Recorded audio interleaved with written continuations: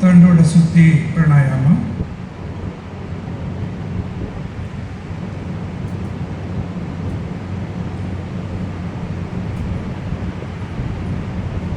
நாம் அமர்ந்துள்ள இடத்தை சுற்றிலும் நல்ல தெய்வீக ஆற்றலையே நிரம்பினார்.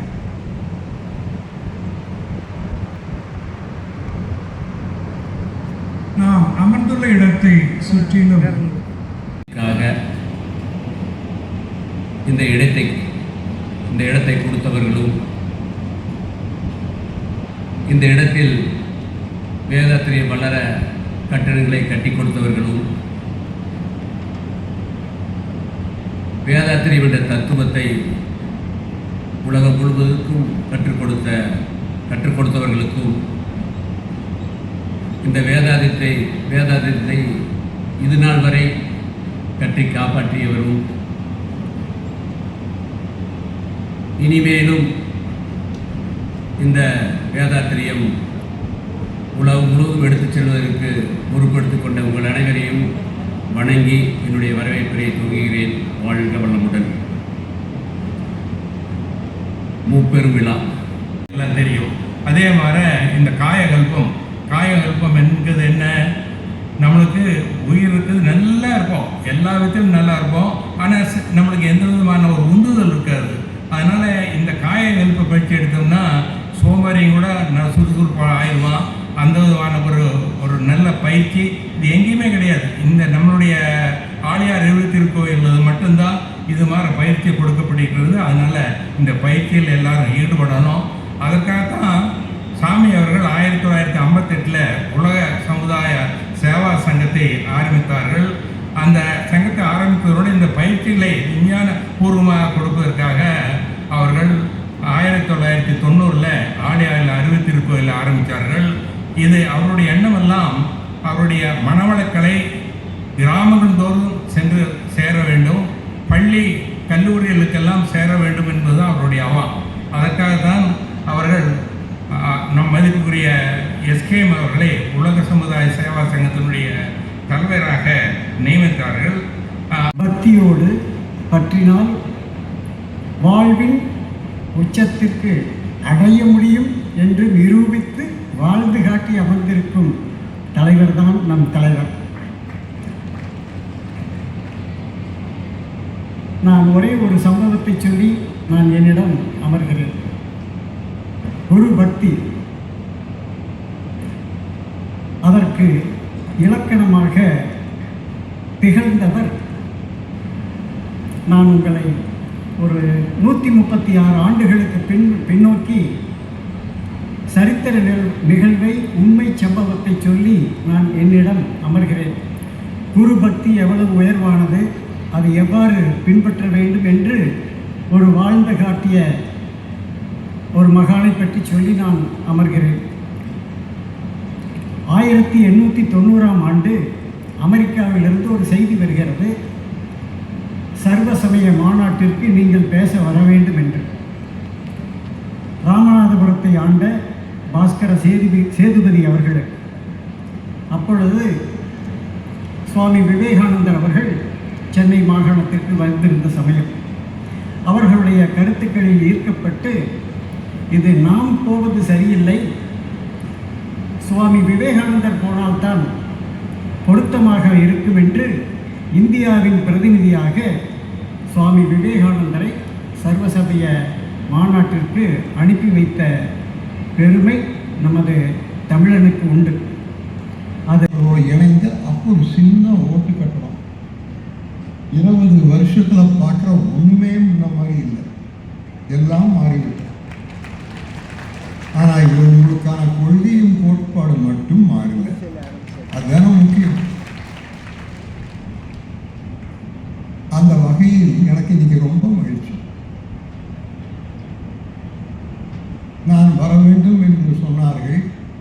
எனக்கு கொஞ்சம் தயக்கம். ஏன்னா எங்கே வேணாலும் போய் பேசிடலாம், ஆளியார் மேடையில் பேசுகிறது அவ்வளோ சுலபம் இல்லை. ஒன்று இருக்க ஒன்றை சொல்லி சிரிக்க வச்சா பத்தாது. கருத்தோடு பேசணும், நேரத்தோடு முடிக்கணும், இந்த ரெண்டும் வேணும். கொஞ்சம் அதெல்லாம் இன்னைக்கு மீறி போயிடுது. ஆர்வம் அதிகம், தப்பு இல்லை. ஆகவே கொஞ்சம் தயக்கத்தோடு தான் நான் வந்தேன். சரி, வந்தாச்சு, என்ன பேசுறது? இங்கே பாருங்க, மேடையிலையும் எல்லா அறிஞர்கள், இந்த அரங்கத்திலையும் எல்லா அறிஞர்கள். இது வரைக்கும் பேசுறது எல்லாம் கேட்டீங்க. நான் என்னென்ன பேச எண்ணி இருந்தேனோ ஒவ்வொன்றா பேசி கடைசியில் இப்போ பேசுறதுக்கு ஒன்றுமே உண்மையில் இல்லை. பேசாமல் போய் உட்கார்ந்துக்கலாம். ஏன்னா மணி வேலை கொஞ்சம் அதிகமாகிடுது, 11:45. நான் சொன்னது போல் 1 மணி நேரம் பிஹைண்ட் ஷெட்யூல். ஸோ நேர கட்டுப்பாடு கருதி எஸ்கேம் அவர்கள் அனுமதித்தால் நான் எழுதிட்டு வந்ததை அவர்கிட்ட கொடுத்துட்டு போய் உட்கார்ந்துக்கலாமான்னு நினைக்கிறேன். நீங்கள் வேணால் உங்கள் மலத்தில் போட்டுக்கணும், வேறு வழியே இல்லை. என்னங்க, அவங்க ஒன்றும் கேட்கல. எழுதிட்டு வந்ததெல்லாம் நான் பேசணும்னு நினைக்கிறீர்களா?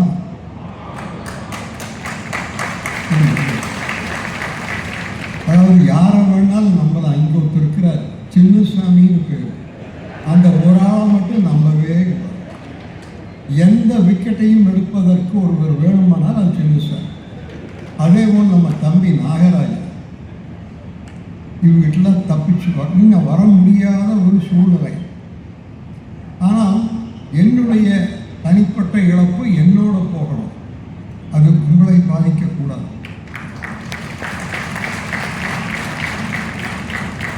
ஆகவே அந்த எண்ணத்தில் வந்திருக்கின்றேன். இது 30 விழா, அது என்னன்னு எல்லாம் சொல்லியாச்சு. மகரிஷியுடைய 116வது ஜெயந்தி, 2வது. அந்த நாளை நாம் உலக அமைதி தினம் என்று கொண்டாடுகின்றோம். எல்லாவற்றிற்கும் மேலாக பொதுவாக ஒரு மிகப்பெரிய நிறுவனத்தை நிறுவிய நிறுவனர் மறைந்த பிறகு அந்த நிறுவனத்திற்கு ஒரு தோய்வு வரும். அது உலகத்தில் எங்கும் இருக்கும். ஆனால் மகரிஷி அவர்கள் மறைந்த பிறகு அதற்கு ஒரு வாரிசாக ஒருத்தர் வந்தார். எப்படி ராமகிருஷ்ணருக்கு ஒரு விவேகானந்தரோ,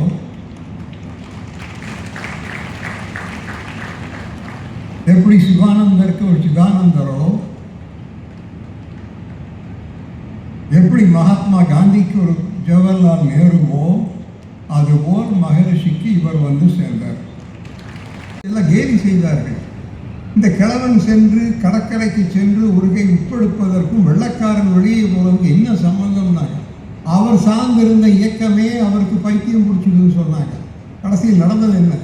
அவர் அந்த தண்டிக்கரையை அடைந்த பொழுது அங்கிருந்த ஒரு எழுச்சியை பார்த்துவிட்டு அங்கிருந்த ஒரு லண்டன் டைம்ஸ் ரிப்போர்ட்டர் லண்டனுக்கு ஒரு தந்தி அனுப்பினார். என்ன போட்டாங்கிறீங்களா? When this old fragile man bent down to take a handful of salt, I could feel a tremor in the whole of Southeast Asia, the power of truth and non-violence ன்னு சொன்னார். இந்த கிழவன் குனிந்து ஒருகை உட்படுத்த பொழுது ஆசிய துணைக்கண்டம் முழுவதும் ஒரு நில நடுக்கத்தை உணர்ந்தேன். சத்தியத்தின் அகிம்சையின் வலிமையை தெரிந்து கொண்டேன். லண்டன் டைம்ஸ் ரிப்போர்ட்டர் லண்டனுக்கு தந்தி அனுப்பினார். அது என்ன தெரியுதுன்னா, மகான்களுடைய கனவும் வாக்கும் நிச்சயம் வீணாகும். ஆகவே நீங்கள் கிடைக்கின்ற இந்த கனவையா உங்கள் காலத்தில் நிறைவேறும் என்பதை என்னால் உறுதியாக சொல்ல முடியும் என்று கூறுவேன். இன்று மகரிஷி என்ன சொன்னார்? எந்த ஒரு மாற்றமுமே தனி மனிதனிலிருந்து தொடங்கித்தான் உலகம் முழுவதும் வியாபிக்கும். Everything begins from an individual. இதை இங்கே அப்படியே சொல்லியிருக்கார் டாக்டர் ராதாகிருஷ்ணன். எனக்கு ரொம்ப ஆச்சரியமாக இருக்கு. பெரியவர்களுடைய வரலாறை படிச்சீங்கன்னா உலகத்தில் எங்கிருந்தாலும் அவர் எந்த மதத்தை சார்ந்தவர்களாக இருந்தாலும் எந்த நாட்டை சார்ந்தவர்களாக இருந்தாலும் கிட்டத்தட்ட அத்தனை பேரும் ஒரே போல் தான் சிந்தித்திருக்கிறார். டாக்டர் ராதாகிருஷ்ணன் சொல்றார், வேதாத்திரி மகரிஷிக்குன்னே சொன்னாரோன்னு தோணும். அவர் என்ன சொன்னார் தெரியுமா? The only way to alter a society is through the slow process of changing individuals. இப்போ மகரிஷி சொன்னதுக்கும் டாக்டர் ராதாகிருஷ்ணன் சொன்னதுக்கும் எப்படி ஒத்துப்போகுதுன்னு பாருங்கன்னு சொல்லி, இன்றைய நம்முடைய ஜனத்தொகையில் 65-70% இளைஞர்கள் மனது வைத்தால் என்ன செய்வார்கள் என்று எனக்கு காட்டிலும் இங்கே இருக்கிற சிலருக்கு தெரியும். இப்போ வயசான ஒருத்தர் கேட்கறது இல்லை. நம்ம பேரப்பிள்ளைகள்லாம் நம்மகிட்ட சொல்லித்தரோம், தாத்தா இப்படி பண்ணுங்க அப்படின்னு. அதுக்கு மேலே விரிவாக போகல. இப்போ நானே அப்படி ஒரு பேண்ட்டும் ஷர்ட்டும் போட்டு தான் நீங்கள் இன்னும் கொஞ்சம் கேட்பீங்க. இன்றைக்கெல்லாம் நம்ம கைவிட்டு போயிடும். வீட்டில் ஏதாவது சொன்னால் தாத்தா ரிலாக்ஸ், எங்களுக்கு தெரியும், உங்களுக்கு ஏதாவது சந்தேகம்னா வாங்க, நாங்கள் தெளிவாக இருக்கிறோம் அப்படி சொல்லி ஒரு கால மாற்றம் பார்த்தீங்களா? இப்போ டெல்லியில் நடந்ததே அந்த கரப்பாம்பூச்சி. நான் விரும்புவது தமிழக இளைஞர்கள் எல்லாம் சேர்ந்து ஒரு கம்பளி பூச்சின்னு ஒன்று ஆரம்பித்தா கூட நல்லா இருக்கு.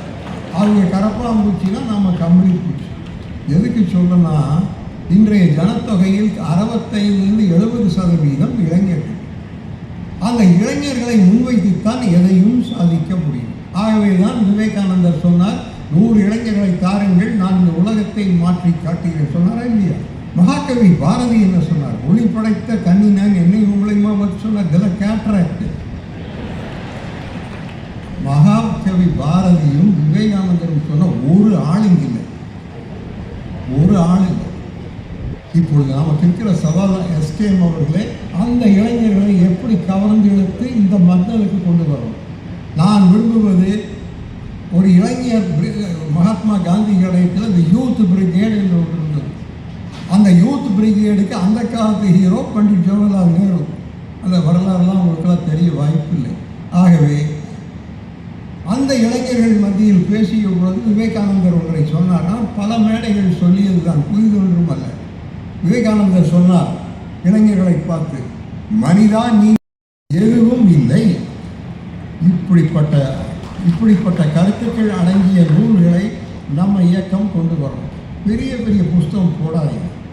ராமகிருஷ்ணா மிஷனில் பார்த்தீங்கன்னா யூஆர்சி இருக்கார் 3 ரூபாய்க்கு, 1 ரூபாய்க்கு உண்டு. இப்போ கேள்விப்பட்டால் அதை நிறுத்திட்டாங்களாம். 1 ரூபாய்க்கு ஒரு புத்தகம். 1 ரூபாய்க்கு அந்த புத்தகத்தை வாங்கி மேலால் கொஞ்சம் புரட்டி பார்த்தீங்கன்றால் உங்கள் வாழ்க்கையை புரட்டி போடும். 3 ரூபாய்க்கு, 4 ரூபாய்க்கு, 5 ரூபாய்க்கு.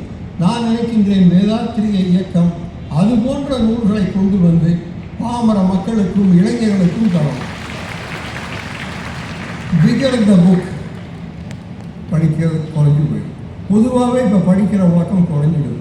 ஆகவே சின்ன சின்ன புத்தகங்களாக கொண்டு வரோம். இப்போ நீங்கள் என்னை கேட்பீங்க, தனி மனிதர்கள் மனது வைத்தால் முடியுமா? சந்தேகம் வருதா இல்லையா? தனி மனிதன் இப்போ நான் மனசு வச்சா பண்ணிட முடியுமா? நீங்கள் மனசு வச்சா பண்ண முடியுமா? முடியாது. பொதுவாக அப்படித்தான் சொல்லுவோம். இதே போல் ஒரு பையன் விவேகானந்தரை போய் கேட்டார், எல்லாம் கெட்டுவிட்டது, நான் ஒருவன் மனது வைத்து எதை மாற்ற முடியும்னு போய் கேட்டதுக்கு விவேகானந்தர் சொன்னார், நீ முதலில் மாறுவாயானால் அந்த மாற்றம் உலகத்தை மாற்றும் வல்லமையை உனக்கு தரும்னு சொன்னார். யூ சேஞ்ச் அண்ட் சேஞ்ச் இருக்கு. அந்த வாசகத்தை தான் ஒபாமா போன தேர்தலில் பயன்படுத்தினார். You change and change everything. I don't want to change, but everything has to change. No change will happen.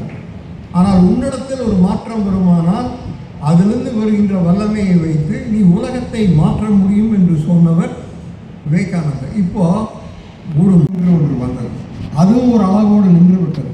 பிறகு புராணங்களும் இதிகாசங்களும் வந்து அதுவும் போய் சேரல. பிறகு பக்தி மார்க்கத்தை கொண்டு வந்தார்கள், அது ஓரளவுக்கு போய் சேர்ந்தது. ஆனால் இதெல்லாம் சேர்ந்த நேரத்தில் அதே நேரத்தில் வேதாந்தத்துடைய வீரியம் அது இழந்து விட்டது. இப்பொழுது சாஸ்திர சம்பிரதாயம் அப்படி போயிட்டோம், சடங்குகள் என்று போய்விட்டோம்.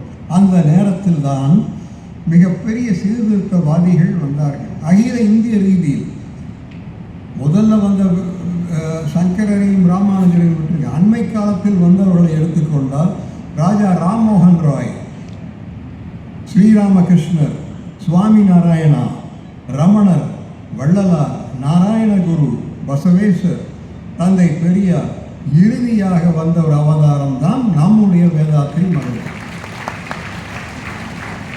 ஆகவே ஆன்மீகத்தில் புரட்சி செய்தவர்கள் வரிசையில் வருகிறார் என்று கூறி, இவர்கள் யாருமே நமக்கு புதிதாக ஒரு மதத்தை தரவில்லை, சொல்லிட்டாங்க, இருக்கிறதே போதும் சொல்லிட்டு காலத்திற்கேற்ப அதை வியாக்கியானம் செய்த பெருமை மட்டுமே இந்த சீர்திருத்தவாதிகளுக்கு உண்டு. They never gave a new religion. They said enough is enough. போதும், இருக்கிற சண்டையே போதும். நாகதோனி ஒரு மதத்தை அதுக்கு ஒரு 10 பேர் சேர்ந்துட்டு பிரச்சனை வேண்டாம்னு சொல்லி இந்த யுகத்துக்கு ஏற்ப வியாக்கியானம் செய்தார்கள். அதில் தான் இந்த பரம்பரை வந்து அவங்க என்ன திருப்பம் பண்ணாங்க, ஆன்மீகத்தை அவர்கள் எப்படி நமக்கு போதித்தார்கள். இந்த கோயில் குளம் சாஸ்திர சம்பிரதாயம் என்கின்ற ஆன்மீகம் அல்ல. அவர்கள் என்ன சொன்னார்கள் என்றால், தன்னைத்தான் அறிந்து கொள்வதே ஆன்மீகம். பிறகு வெறும் வழிபாட்டோடு நின்றுவிடக்கூடாது ஆன்மீகம். மூன்றாவது, வழிபாட்டு ஸ்தலங்களை விட்டு ஆன்மீகம் வெளியே வந்து இன்றைய நவீன உலகத்தில் வாழுகின்ற ஒவ்வொருவருக்கும் துணிச்சலையும் தன்னம்பிக்கையும் தருவதே ஆன்மீகத்தின் நோக்கமாக இருக்க வேண்டும் என்று சொன்னார்கள். கூடவே ஒன்றை சொன்னார்கள், காட் சென்ட்ரிக்காக வேண்டாம், மேன் சென்ட்ரிக்காக பண்ணுங்க. மனிதனை ஒட்டி ஒரு ஆன்மீகம் வேண்டும், இறைவனை ஒட்டி ஆன்மீகம் போதும், மனிதனை ஒட்டிய ஆன்மீகம் வேண்டும் என்று சொன்னார்கள். இது எல்லாரும் சொல்லியிருக்கிறார்கள். அதே போல் இன்னொன்று சொன்னார்கள், பாதைகள் பலவானால் மார்க்கங்கள் பலவானாலும் என் சென்றடையும் இடம் ஒன்றே. Paths are many, truth is one. இதை சொன்னது ஸ்ரீராமகிருஷ்ணர். நீ கிறிஸ்துவ ஈடுபாடு வந்ததே, நான் பல நூல்களை படித்திருக்கிறேன், பல சாதுக்களை சந்தித்திருக்கிறேன். அந்த சாதுக்களுக்கென்று ஒரு சின்ன ஆசிரமம் வைத்து வித்யானந்தகிரி என்ற மகான் அவருடன் படித்த ஒரு 5-6 பேர் துறவிகளை வைத்து அந்த காலத்தில் ஒரு ஆசிரமம் நடத்தினேன். சுவாமி சிவானந்தா அவர்கள் அங்கே வந்திருக்கிறார், சித்தானந்தா அவர்கள் வந்திருக்கிறார். அப்போது அந்த ஆசிரமத்தில் அவங்களோட பாடம் கேட்க அடிக்கடி பிஸ்னஸில் பல பிரச்சனைகள். அப்போல்லாம் குழந்தைகள்லாம் படிச்சுட்டு இருந்தாங்க. நான் போனால் மட்டும் தமிழில் கிளாஸ் எடுப்பேன், அவங்களுக்கெல்லாம் ஆங்கிலத்தில் எடுப்பார். நான் போனால் மட்டும் தமிழில் என்ன கிளாஸ்? எல்லாம் உபனிஷத், எல்லாம் இறைவன் அறிவு சுரூபமானவன் உபனிஷத்து கருத்துக்களை தான் எடுப்பார். அப்படியே கேட்டு கேட்டு எனக்கு அத்வைதத்தில் மிகுந்த ஈடுபாடு வந்துருச்சு. எந்த ஆசிரமத்தை போனாலும் அத்வைதம் தான் பேசுவாங்க, அவங்க தான் வகுப்பெல்லாம் எடுப்பாங்க. நீ எப்படி பூஜை பண்ணுறது அப்படியெல்லாம் எடுக்கிறது இல்லை சாதுக்கள், அவங்கெல்லாம் அதெல்லாம் கோயில் பூசாரிகளுக்கு எடுப்பாங்க. எனக்கு அப்படி ஈடுபாடு வந்தது. அருட்தந்தையுடன் சேர்ந்து அவர் ஆசிரமக்கு அந்த துறவிகளை பார்க்க வந்திருந்தார். அந்த பெரியவரை பார்த்து, இவர் பாதுகாக்கப்பட வேண்டிய பொச்சிடம் ஜாக்கிரமாக பாதுகாத்து வையுங்கள் என்று சொன்னார். அவர்களெல்லாம் கடைசி வரை அங்கே இருந்து அவர்கள் சமாதிக்கு பிறகு திருக்கடையூருக்கு அவருடைய ஊர்வாசலத்துக்கு சென்று அடக்கம் செய்யும். இப்படியாக ஆன்மீகத்தில் ஈடுபாடும் அத்வைதத்தில் ஈடுபாடும் கொண்ட எனக்கு அருட்தந்தையுடைய கருத்துக்கள் மிகவும் மிகவும் பிடித்திருந்தது. இப்படியாக இருந்தது. நான் இந்த சங்கம் வளர்ச்சியை பற்றி சொல்கிறேன். இப்படி ஈடுபாடு கொண்டதை பார்த்து நான் 1982 சென்னையில் ஒரு ரூம் எடுத்து தங்கி 15 நாள் தங்கி அருட்தந்தையரிடம் தீட்சை பெற்றேன். அப்படின்னா கொஞ்சம் பேர் ராஜமாணிக்கம் அவர்கிட்ட போவோம், கெச்சுவை போய் நிற்க சொல்லி. அந்த காலமெல்லாம் போயிடுச்சு. இந்த ஓட்டுக்கு பணம் லஞ்சம் அப்படிங்கிறது ஒரு சின்ன காரியம் கூட லஞ்சம் இல்லாத நடக்கிறது இல்லை. இதெல்லாம் ஜனநாயக நாட்டில் வளர்ச்சிக்கு ஒரு பெரிய தடை. ஆக நாம் எல்லாம் நல்லதை தான் ஆதரிக்கணும். மனவள கலைஞர்கள் நல்லதை தான் ஆதரிப்பாங்க.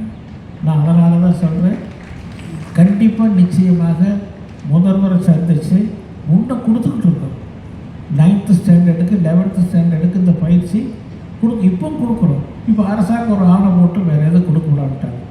நாங்கள் போய் பார்த்து அவர் எம்எல்ஏ, பொள்ளாச்சி எம்எல்ஏ சொல்லியிருக்காரு, இவங்களும் சொல்லியிருக்காங்க. அவரை கல்வித்துறை அமைச்சரை பார்த்து, சிஎம்ஐ பார்த்து இந்த மனவளக்கலை பயிற்சியை ஸ்கூலில் கண்டிப்பாக குழந்தைங்களுக்கு கொண்டு வரணும். ஏன்னா குழந்தைகளை திருத்துறதுங்கிறது நாம் சொன்னால், ஆசிரியர் சொன்னால் கூட ஐயா சொன்னால் அவங்க பிடிக்காது. ஸ்லோவாக அவங்களுக்கு சொல்லி பேரண்ட்ஸை மதிக்கணும், டீச்சர்ஸை மதிக்கணும், ஒழுக்கமாக இருக்கணும், இதெல்லாம் சொல்லி அவங்கள அப்படியே கொஞ்சம் கொஞ்சமாக மாற்றினா தான் கால் பின்னாடி எதிர்காலத்தில் நல்லா இருக்கும். இப்போ அவங்களாம் அரசியலில் விழிப்புணர்வு இல்லை. ஆக எனக்கு என்ன ரொம்ப மகிழ்ச்சின்னா, இத்தகைய பெரிய பெரிய கூட்டம் இங்கே நடத்துறதுக்கு எத்தனாயிரம் பேர் ஊரிலிருந்து பஸ்ஸை வச்சுக்கிட்டெல்லாம் வந்திருக்காங்க. நிறையா இடத்துல இருக்குது. ரொம்ப சிரமப்பட்டு இங்கே வந்திருக்காங்க இந்த 2 மணி நேரம் ஃபங்க்ஷன். அவங்களுடைய அன்பை நான் மதிக்கிறேன், பாராட்டுகிறேன். இன்னொன்று, எல்லாரும் இந்த மிகுந்த இந்த அவார்டை நான் இந்த கூட்டத்தின் வாயிலாக இந்த விருதை, பத்மபூஷன் விருதை சங்கத்திற்கு சமர்ப்பிக்கிறேன், குருவுக்கு சமர்ப்பிக்கிறேன். இந்த விருது குருவை சார்ந்தது, சங்கத்தை சார்ந்தது. இத்தனாயிரம் பேர் ஒர்க் பண்ணி எனக்கு இந்த விருது கிடைச்சது. எனக்கு